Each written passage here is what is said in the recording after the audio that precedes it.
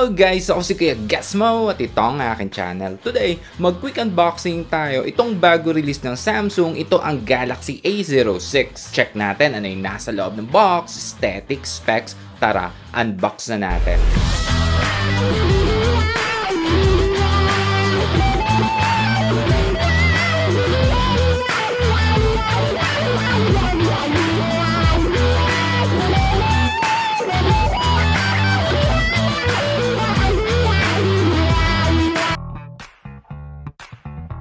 Bago sa unit, check muna natin ano ang nasa loob ng box. Dito sa manipis na box, SIM ejector.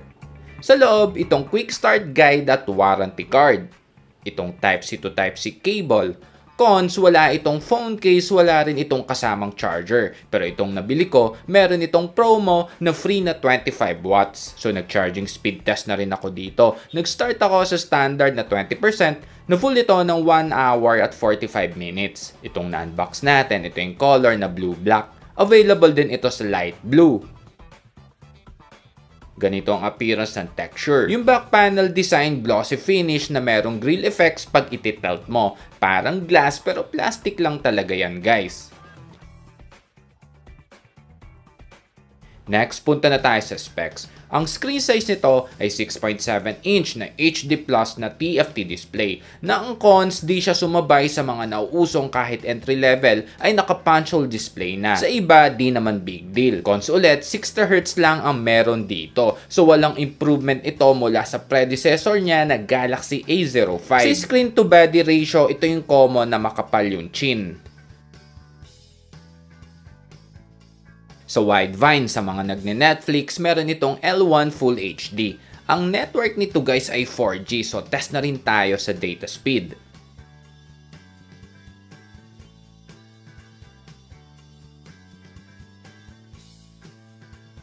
Ito'y supported ng OTG, supported din ng 5 GHz ng Wi-Fi, Android 14 version ang nandito. Hindi ito supported ng NFC. Sa selfie camera naman ay 8 megapixel. Ito yung sample ng picture.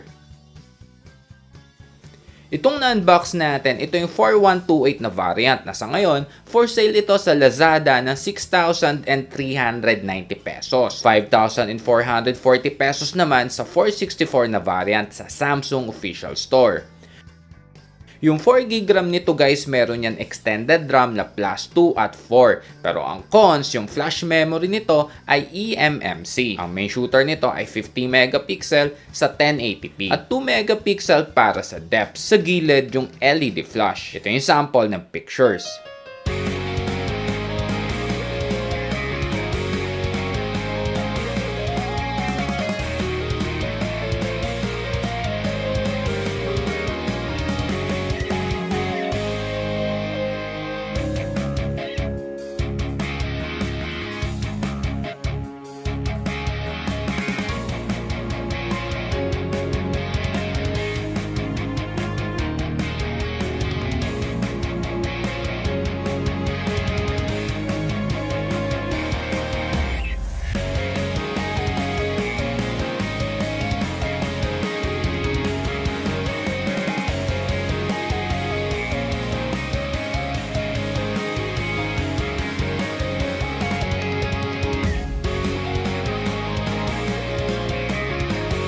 So video settings ang meron dito ay 720 at 1080p. Sa 1080p lang meron 60 fps. Nag-check din ako ng video stabilization, ang cons wala.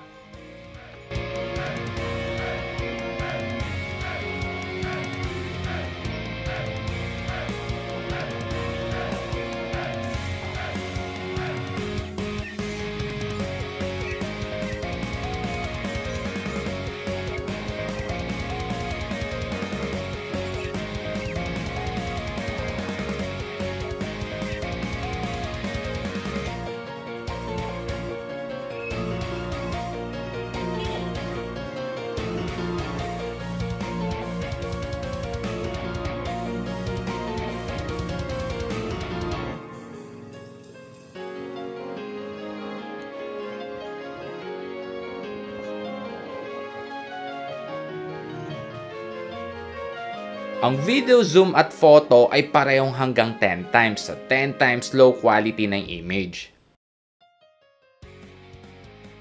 Dagdag details ko lang sa frame mix ng flat at curve. Sa right side, itong volume rocker. Sa ilalim, yung power button, slash on off switch, ito rin ang fingerprint scanner. Across the screen, yung para sa SIM tray.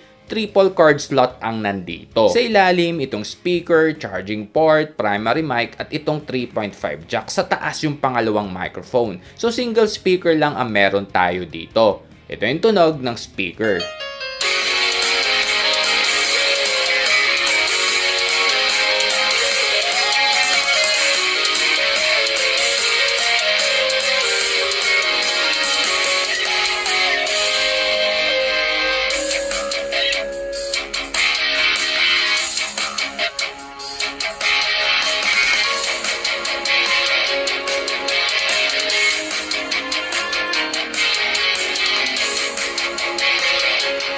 Napansin ko medyo mataas yung treble, weak din yung speaker. Ang chipset nito ay Helio G85 na octa-core na ang performance score ay... So nag-game test ako dito, linagay ko yung link sa comment section para di sobrang humaba, para makasave din ng time sa mga hindi naman gamer. Ang goal natin sa game test para ma-check natin kung playable ba or kung malag ito sa mga game apps na itetest natin. Detalyado yan mula sa game time, battery consumption at phone temperature before and after ng games. Conclusion, so lumalabas di ito upgrade ng predecessor niya kasi halos identical lang naman sa specs. So kung naka-Galaxy A05 ka, stick ka na lang muna dyan. Or kung gusto mo mag-upgrade, consider mo ibang model or sumubok ng ibang brand. Mga option lang naman ito na pwede natin pag-isipan para mas masulit natin yung pera natin.